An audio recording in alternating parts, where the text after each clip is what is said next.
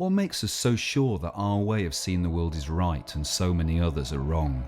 What makes people fall for conspiracy theories like QAnon or the Illuminati?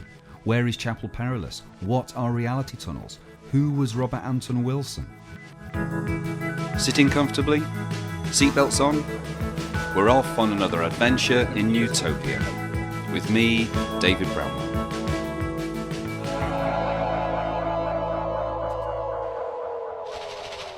Mixed nut, anyone? You are in a reality tunnel right now, and odds are that you're trapped in one. Every single person on Earth is in a reality tunnel, but hardly anyone knows it, and most become trapped in their reality tunnel until the day they die. Not only am I going to show you how to break free from a restrictive reality tunnel, but I'm going to show...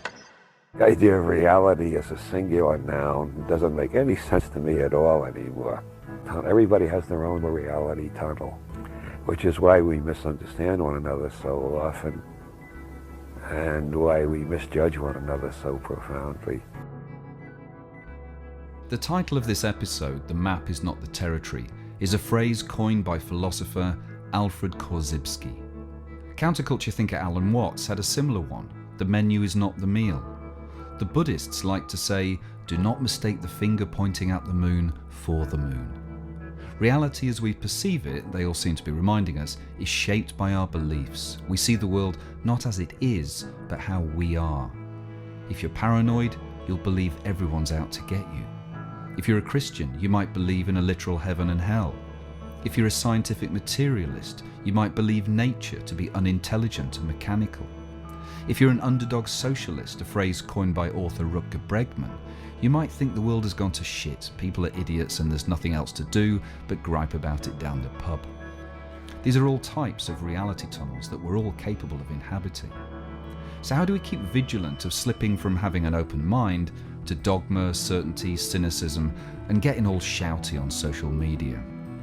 In an age of culture wars, fake news, dogmatism and intolerance, might a recognition that we all inhabit a narrative of our own making be the single most important thing to remind ourselves and teach our progeny? Our guests for this episode certainly think so. Good friends, seekers and reality tunnel aficionados, Michelle Olley, John Higgs and Daisy Campbell will be sharing their wisdom. We'll also be offering a series of mind experiments to challenge your own belief systems. We'll be learning about Robert Anton Wilson, and we'll hear a bit of slurping in the background from Daisy's dog. My name is John Higgs. I'm a writer. I write about a lot of things, really, but things like William Blake and the KLF. I'm Daisy Campbell. Oh, bloomin' heck, what have I done? I've done an adaptation of Robert Anton Wilson's book Cosmic Trigger for the stage, and a one-woman show called Pigspurt's Daughter. Hi, I'm Michelle Olley, and the reason I'm sat around this table with you, David, is because of that Cosmic Trigger play, which Daisy put on in 2014, which I was one of the contributors to the crowdfund, and I got so pulled into it, I became a co-producer on the next one, and as a consequence of that, in 2017, and inspired by a talk by John Higgs, we started an event called Journey to Nutopia, which is all about positive future narratives. That's handy, because that's what this podcast is about. We receive, I think, more than 1 billion signals every minute from the environment. If we try to be conscious of all the signals, we couldn't do it. So we throw out all the information that seems unimportant, which means we also throw out all the information that seems threatening to our belief system or to our dogma. Then our brain constructs a model out of all the information coming up from the rest of the nervous system, and we project the model outward and consider it reality. It's not reality, it's our reality tunnel. It's the phrase that I learned from Robert Anton Wilson, and it was, in the simplest terms, the call for us to make a distinction between reality, the actual thing, and our experience of it as individual human beings. And so he called the experience we have of reality our reality tunnel, and spent implored a lot through his writing that none of us should forget that we have a reality tunnel which is comprised of everything that we have personally experienced, the messages that have been passed on to us through parenting, through the society that we grow up in, the the big milestones of our lives, the traumas we may have experienced, the stories that we tell ourselves, essentially go to create a fully curated experience of reality, which is in fact not reality at all. Brilliant, thank you. I should say to listeners that the licking sound in the background is not any of the guests. It's one of Daisy's dogs. Yeah. Just in case. It's Leonard. Yes. Any concerns. John and Michelle, is there anything you'd like to add to that? In general, it's just a useful way of thinking when you encounter someone who sees the world differently to you. When you just think, I don't know their reality tunnel. I wonder what it consists of, and maybe there's something I can sort of learn from it. Because the alternative is to think, they're wrong. They're wrong. They must be bad, and just start to other the sort of people. Once you sort of accept that everyone has a completely different way of doing things, they're not quite so much the other. Yeah. It's sort of a way in to try and understand. We keep talking about Robert Anton Wilson here. I guess we should kind of explain that he's a bit of a counterculture pop philosopher on one level. He's one of the co-authors of Illuminatus, which is like the novel on conspiracy theory satire, for want of a better phrase. And he was dearly held to the heart of counterculture kind of older hippies and younger ravers in the 90s. So it's kind of like through the rave years that he kind of sort of kept the flame alive. So Wilson was a counterculture author and philosopher. And he was also kind of a great stand-up, wasn't he? He was very, very funny. Very funny. Not quite a stand-up, but he was very funny on stage. But the idea came before Wilson, didn't it? So John, you're an author, as you said, of many books. Your first work of non-fiction was on Timothy Leary. Yeah. So can you tell us about the relationship between Leary and Wilson and reality tunnels? Sure. The term reality tunnels was from Timothy Leary. Timothy Leary, of course, took an awful lot of LSD, and he became acutely aware that the world seemed very different depending on your mental state. The idea that the how reality appears to you now at this precise moment is the one true representation of it. I was kind of blown away during the 70s and the 60s in Timothy Leary's mind, so he had to have a sort of name. And Wilson was probably the best popularizer of Timothy Leary's ideas. He was a funnier writer, he was more likable. Leary was this wild Promethean trickster who people are still terrified of to this day. Robert Anton Wilson, you'd invite him to your house for lunch. Yeah. It'd be a lovely company, and he'd explain these things so wisely and sort of kindly that he did far more for the idea than someone like Leary could. Robert Anton Wilson thought experiment number 1. Spend a month reading and listening to nothing but books, newspapers, blogs, audiobooks and talks that hold a contrary view to your own. If you have left-wing leanings, listen to what the right has to say. If you're a spiritual person, tap into the reality tunnels and ideas of skeptics and atheists. If you're a hardline rationalist, reductionist or Dawkins evangelist, read some books on magic, Christian Science or paganism, or spend a night getting stoned with Alan Moore. It won't change your political beliefs. It won't turn you into one of them. But you will understand the failings of your side much easier. Daisy's dad, the theatre director and performer Ken Campbell, once staged an 8-hour production of Robert Anton Wilson's Illuminatus trilogy back in the 1970s and was hugely influenced by Wilson's idea of reality tunnels. Ken, in turn, was hugely influential on Daisy. He was very keen when I was growing up to instill the idea that belief is the death of intelligence, which is an idea he got directly from Wilson. And he had a bit in his shows, he often did, of like, suppose in everything, suppose in fairies, flying saucers, crystals, suppose it, yeah, quite right. But don't believe it. And that concept, I think, that phrase, belief is the death of intelligence, is such an such a brilliant sort of koan almost, because it asks you to ask yourself what intelligence is, and that intelligence is the ability to go on and on questioning your reality, essentially, and that belief is the full stop of that. It's the kind of moment where you go, well, I just believe it, so just back off, you know. And some would call that faith, and I think faith, you know, in terms of building a workable reality tunnel in this crazy life, I think a bit of faith goes a long way, actually. There's another Wilson quote, isn't there, that comes a bit later in his life, where he says, "I still don't believe in anything, but I do have my suspicions about a few things." I have my suspicions, but he's got. In fact, that same introduction that you were talking about, that he wrote a lot, 20 years after Cosmic Trigger was published or something, and he just says, "I cannot believe the medieval attitude that allows people to walk around talking about I believe this and I believe that." He said, agnosticism is surely the only humble, you know, position to take. How can we possibly think we know, you know? Yeah, and the problem comes is when people think, well, I've got it, it's quite clear. I don't understand why everyone else is so wrong, and they're just all so stupid. Look at the way they view the world. It's so self-evidently true. My version is, I will therefore try and persuade them. I will make efforts to insist that people see the world the way I do, and that's the birth of fundamentalism.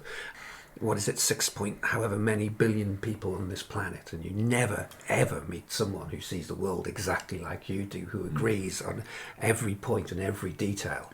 You know, anyone with a grasp of statistics and mathematics must at that point think, it's probably not me, is it? I'm probably not the one who's got it right, and everyone else is.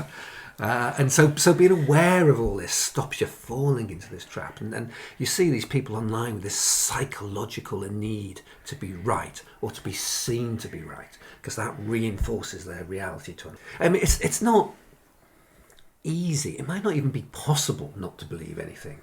It's a struggle. You know, and it's a challenge. It's a journey. Yeah, it's a process. journey. I mean, there isn't an end point. Was it Buckminster Fuller who said, "I seem to be a verb." Yeah. It's like we are process, and I think that's one of the takeaways from the Wilson oeuvre, which I try and remind myself of. I mean, our monkey brains, when we're feeling threatened, when we're afraid, when we're feeling vulnerable, it's hard to see the wider picture, because your body is telling you there's a threat, or the certainty is required to get out of this situation, you know, toot sweet. So it's on a philosophical level, understanding about reality tunnels is great, but then on a kind of survival level, sometimes you have to trust to your reality tunnel of, you know, where safety is and where threat is. So one term that is solely attributable to Robert Anton Wilson is that of chapel perilous. Michelle Olley explains. The thing he calls chapel perilous, which is your moment when your reality tunnel falls apart. Maybe we might call it cognitive dissonance to kind of take all the fun out of it. But the idea of chapel perilous is that once you no longer trust reality, are you going to go insane, or are you going to come out the other side as an agnostic with a slightly more relativistic relationship with what is your reality and what is in front of you, and will you have a little bit more empathy maybe? Do you think that's at the heart of this? I mean, it is for me. I realised, as we're having this conversation, I realised that the narrative that this whole podcast is constructed around is that our old narratives are not serving us. Their old narratives drive us towards selfishness. They tell us that selfishness and greed and individualism, perpetual growth, exploitation of the planet these are narratives that need replacing. And I believe very firmly, and I've just used the word belief. Very firmly. That wasn't a giveaway. I suppose very gently. that this is a good way for us. This is a good future for us. But then, how do I not then get lost within the narrative, within the confusion in my head of like, oh, that's a reality that I've constructed. I shouldn't give much credence to it. As Ramdas takes it all the way, one of my favourite thinkers, he says, nowhere to stand. There is nowhere to stand. If you're going to really take this to its logical conclusion. Yeah. So the question becomes, well, does it work? Right? Is it useful? Does your reality tunnel give you a good, high quality of life? Or does it leave you just, in a terrible state, hating everything? And there's a moral component to all this. The world as you see it is like a Rorschach ink block test. That it's basically a self-portrait. How you see the world is on some level a picture of yourself. If you're like hungover and you're just feeling awful, and you walk down the street and you'd see, there's graffiti, and you see sort of the boarded up shops, you might see a homeless guy and things like that. But if you've just, fallen in love and you're full of the joys and it's sunny, you walk down this exact same street and you see the couple holding hands, you see the smiling kid playing, and out there, it's the same street. The same street is out there. Is it, John? Is it? I'm going to suppose Okay. there is such a thing as a reality out there. I couldn't prove it to you, Daisy. No. Sorry. I'm starting to stray into the wilder edges of this reality tunnel question, and I'm beginning to suspect more and more strongly that as a man sees, so the world becomes. There was the last issue of New Scientist. Was fascinating. Okay. The argument, the full page, the cover feature was basically arguing that reality is created by communication. In quantum theory, there's the notion that the observer is necessary for a potential state to turn into a definite sort of thing. This was saying that it's not just being observed; it's being communicated. It's like when two people communicate, then a reality is formed around it on a quantum level. Yes, I think we are authoring reality. Thought experiment number 2. Challenging different belief systems. Visualize a pound coin vividly and imagine vividly that you're going to find it in the street. So it's just a straight up experiment. You try on different beliefs, and you see what the difference is in how much money you find. So if I believe that if I just look harder, I will find more money in the streets, and then spend a month looking and seeing how much money you find. The last one is if I believe that I can manifest money in the streets, and I walk the streets with the belief that I can manifest lost money, how much money do I find? So you get a very clear result, and that was definitely the belief system that resulted in the most money. This experiment is looking at the reality tunnels of coincidence versus the idea of psychokinesis, that the mind controls everything. Wilson reminds us to avoid coming to any strong conclusions prematurely. It's designed to help us understand the role of thought and belief in structuring the universe. Whatever you believe, your mind will immediately set about proving, which leads us neatly into conspiracy theories. I mean, the same way as when the Gutenberg press changed Europe's religion, wars, and created all kinds of upset, the medium being the message, that the internet has brought communication into the mix in a different way. And there's a lot of people bringing their reality tunnels together online to create narratives that we haven't seen at this scale before.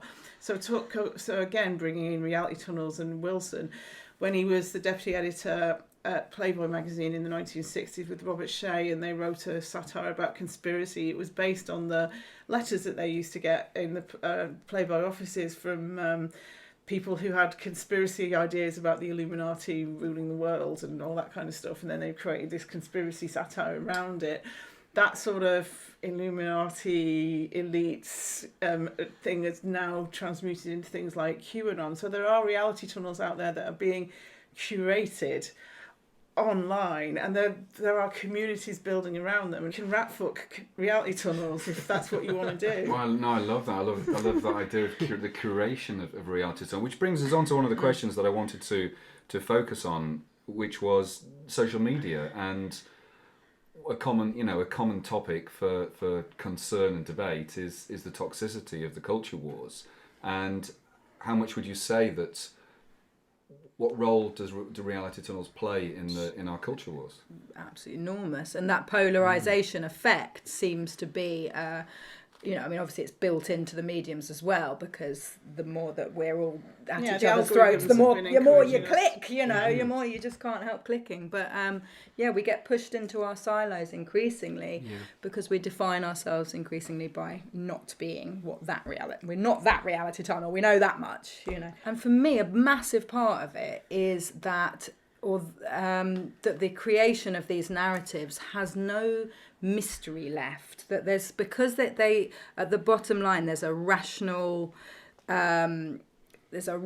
context for everything. And so, as we know, apophenia is the phenomenon whereby you're more likely to recognise, it's pattern recognition in the brain, essentially. So if you've just bought, a particular brand of car, you're going to suddenly notice that car driving around everywhere. If you've just had a baby, you're going to notice babies. So that's kind of apophenia. And so if you're just kind of getting into new and interesting conspiracy theories online, everything's going to seem to corroborate the story that you've been told, that you're increasingly creating. And there is actually quite a rational reason, but it can seem like, well, the only explanation for how I've found that, and then this happened, and then this bizarre thing happened, and then this strange, connection, and this bizarre synchronicity. And so people... they get to a point they can't refute the evidence of their senses. It's so complete, the reality tunnel at that point. And I think that's where the Chapel Perilous element comes in from my understanding, is that unless you introduce an element of the true mysterious, that sometimes weird and bizarre synchronicities actually do happen, that sometimes there are forces beyond our ken at play, that you can't boil everything down ultimately to a rational context. And as long as you think that you can, you're going to conclude that there's a shady group of people who are running the world, because what other conclusion could you possibly reach? It's just that they're not necessarily actually lizards. Sorry, just to on this point, the Cambridge Analytica scandal was a scandal of reality tunnels. It was the picking of actual individuals who were suspected to have weak control over their own reality tunnels and targeting them with information to cause them to vote a certain way. Because the whole conspiracy thing, when Wilson was writing about it, it was I don't know, it was like about Atlantis, or it was about cubic face, faking the moon landings. Kennedy. Or it was about the pyramids being built by aliens. It was just sort of real sort of mind expanding sort of yarns, just real sort of the Bermuda Triangle, all this sort of amazing tales. And conspiracy theories are now just gone to like paranoia. Right, it's just sort of this dark paranoia that there's a them, and they're malevolent, and they're doing bad things to you, and that's where most conspiracies live now. And it's just a shame, because they were such a useful tool for sort of understanding the flaws in our sort of thing, and they've just been sort of, through all the algorithms and social media and stuff like that, they've just been reduced to this base unease and paranoia that adds nothing to anyone's life. Thought experiment number 3. If you don't already, take up a meditation practice. Try and practice for 2 15-minute sessions every day for a month. Afterwards, visit someone who always manages to upset you or put you on the defensive. It doesn't have to be your parents or family members, but let's be honest, it's quite likely to be, isn't it? Can they still press your buttons in the same way as before, though? No, I'm doing a really interesting thing that's playing havoc with me reality tunnels at the moment, but I'd recommend it to anyone. It comes from the work of Aidan Wachter, who's written a couple of really fantastic books on practical magic with a K, and this one is called Weaving Fate. Rewriting the past and telling true lies, I think, something like that. Anyway, basically, you, in a nutshell, create a diary that you will write entries in from the future. So you'll say, "Dear diary, today I finished my play at last," and everyone thinks it's brilliant, and feeling lots of detail, really kind of. And then what you find is that just subtly, you act a little bit more like a person whose future looks like that, and it's time gardening, or it's it's tweaking the storytelling and just remembering the malleability. And I think that's a really important thing with reality tunnels. That's to what remember Bob the says. how plastic, mutable and plural. Mutable. Reality is mutable and plural.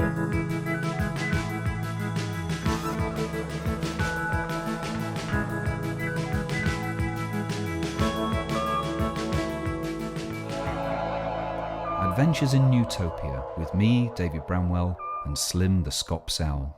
The reason the number 23 is such an interesting gateway into the weird is because, for sure, just like with apophenia, if someone says, "Oh, keep your eye out for the number 23, you start to notice it everywhere. But that would be true of any number.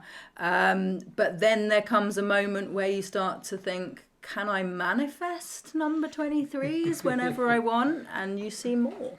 There's a or they hit you somewhere like where you really But the important thing is to not get too attached to the reasons why you think that's happening, right? Is to because I also say that like it's that easy. I'm not saying it's easy. I went through a phase of reading books. I swear to God, whatever book I picked up, the first number that was in that book would be 23. Oh, and, yeah. you do it enough listening times to the news, it's always, there's 23s all over the news, but then there probably is of other numbers too. And I don't know who's keeping the scores. But Wilson would say the important thing is not to get attached to any fixed idea as to why that might be happening. Well, he had a nice shorthand, which I often think about, which was "Don't believe your own BS." And obviously in America, that's short for bullshit. So don't believe your own BS, but also the way he was using it, belief system. Don't believe your own belief system. Don't believe your own BS. What's nice about 23 and why Wilson sort of was so keen on it, made such a big deal of it. I mean, it comes from Burroughs originally, but it's just absurd enough to sort of appeal to Wilson, and the fact that it is absurd, it doesn't really, nothing matters less than what number is on the clock at this particular time. Yeah. If it's not earth-shattering, right? It's not profound in a spiritual sort of way. It's just number 23. And absurdity is a really useful tool, or even protection, really. Yeah, when you start exploring these sort of ideas.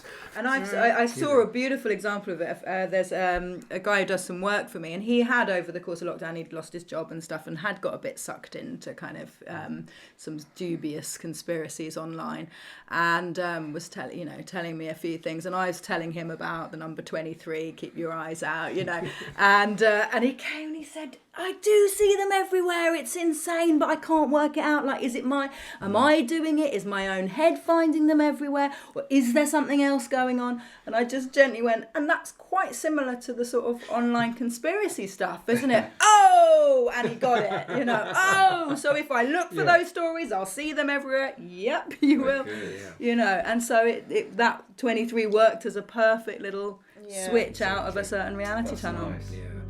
Thought experiment number 4. For a month, try saying "I suppose" instead of "I believe" or "I know." Such as, "I suppose that the world is secretly ruled by giant lizards running a paedophile ring from an overpriced furniture shop just outside of Whitley Bay," rather than "I believe that."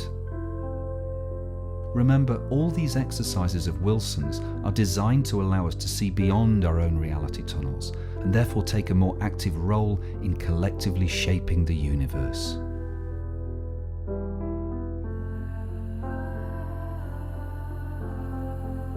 There are forces that would still like us to have that 20th century consensus of what reality is, which is, that mid-20th century idea of what nations are, what Europe is, and who we are as citizens and our roles in it. But they're changing, and things like the fights around pronouns, the ideas of what women's rights, women's working rights, where pay equivalencies are, all these kind of things that seem kind of tedious battles that are constantly going on everywhere.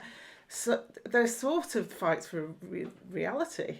It's like, again, pronouns. It seems to me that something that's going on here, it's about what gender's going to mean for the next 50 years and whether or not we can actually choose how we are identified in a gender way.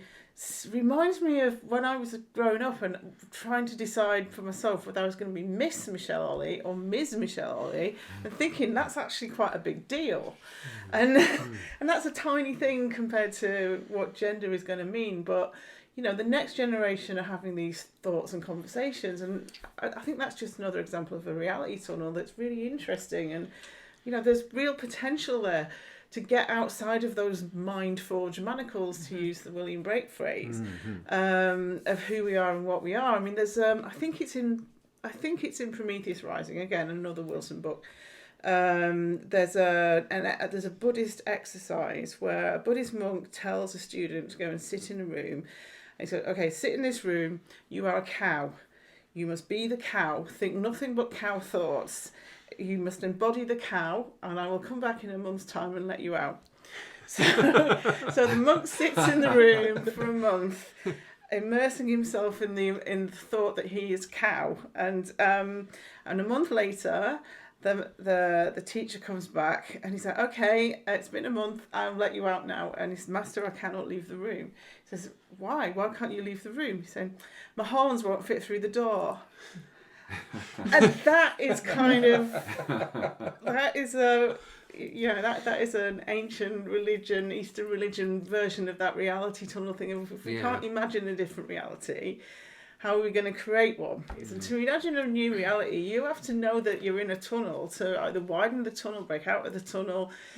But there is also a kind of stultifying effect on our ability to tell stories if we're so preoccupied with what is real. And I don't think that's a problem if you're a person who is good at recognising you have a reality tunnel. But the whole, you know, nature of philosophy has become what is the real, whereas once upon a time it was what matters. How do we live with each other? What is worth doing with these lives we have? And it sort of takes the world being real as a given, and now we're in a sort of post-real reality where, you know, I say to my son, "Oh, it's a film about, you know, the whole world's a simulation created by evil." I've seen loads of films like that. It's not the fact that maybe none of this exists just ain't a problem for, you know, the youngsters. There's a lot but of that does, you know, that does then preclude certain important questions from being asked as fundamental things, like, you know, what matters? How should we live? Yes, I think that's it. I think it's as if, you know, in the story of, the film of humanity's grand tale, we've stopped off for a very long montage to debate, you know, what is real. Oh, God, now you can feel the audience going, it doesn't really matter. That's not really what we're that interested in. Just get on with it.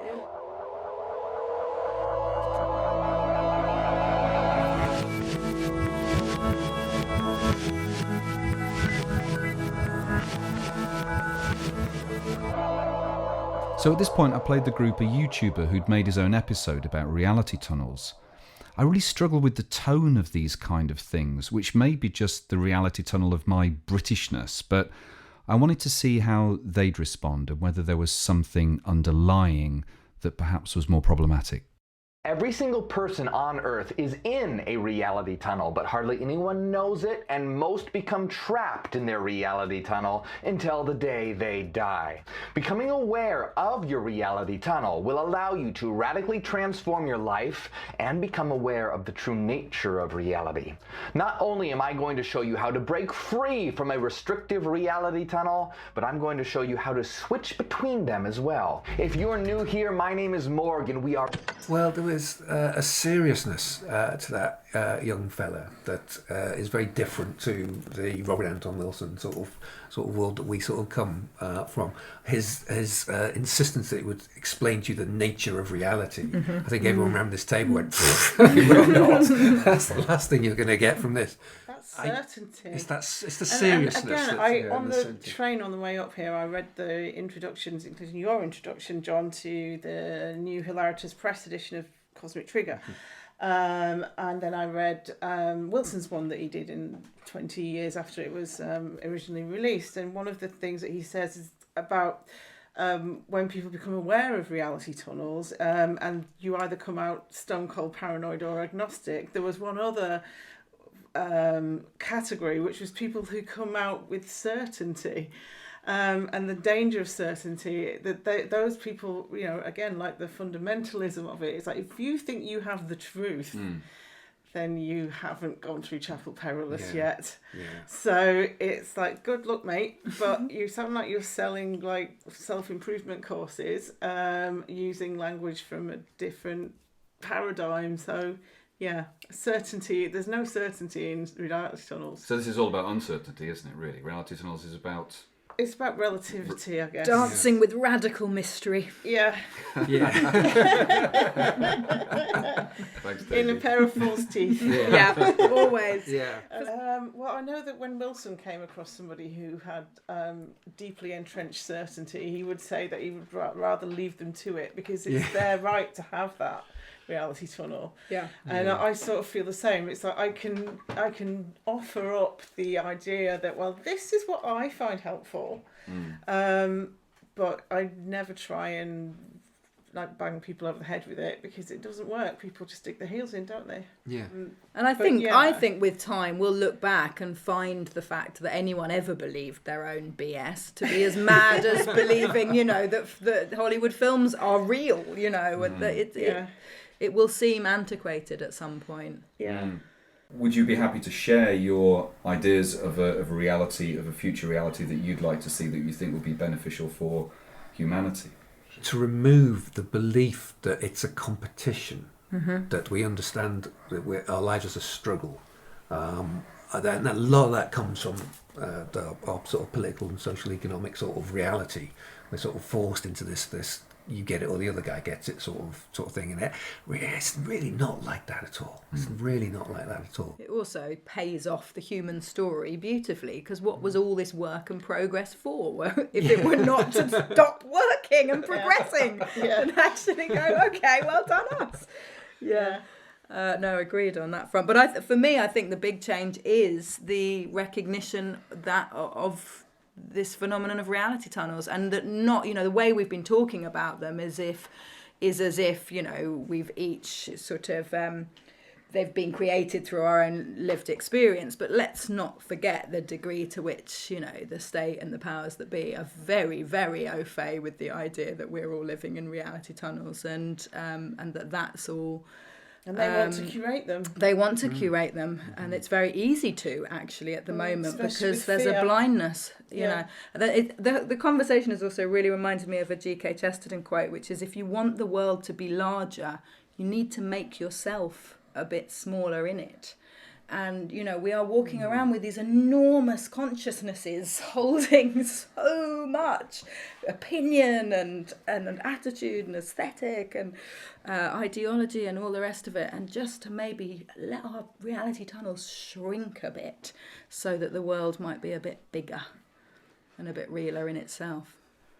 But in the same way that, you know, it's now considered really important that children are media savvy and social media savvy. You know, you ought to be savvy of the tech you're carrying around in your own neurological system. You should have some psychology.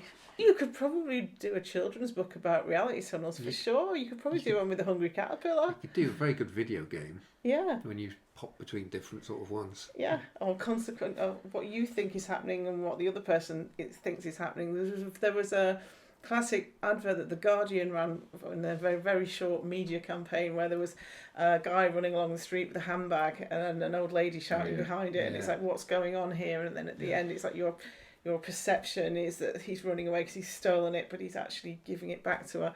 And it's like there are mind games like that, I'm sure, that could tricks. I mean, there's a few I remember from school. Like, I think it's an idea, and I think it's an idea that's coming through popular culture all the time. The shadow side of it, though, that might be worth mentioning is solipsism.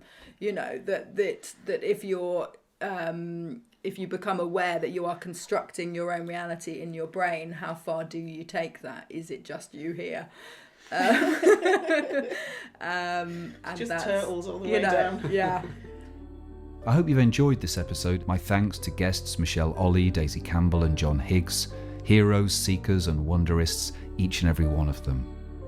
It just remains to share a few final nuggets of wisdom from the pages of Bob's books. In conflict, try and see through the other person's filters of reality. Have compassion for where someone else is coming from. Remember to say, maybe, I might be wrong. Have the flexibility to accept that all beliefs are based on our own very limited experiences. Remember, your reality is not the only one available. Whatever true reality is, if such a thing exists, I can only hope that it is, as Daisy beautifully put it, dancing with radical mystery in a pair of comedy false teeth. Adventures in Nutopia was produced and presented by me, David Bramwell, with music from Oddfellows Casino. For more info, go to drbramwell.com or contact me on Twitter @drbramwell. Huge thanks to all of my guests in this episode and for the support of Hawkwood College.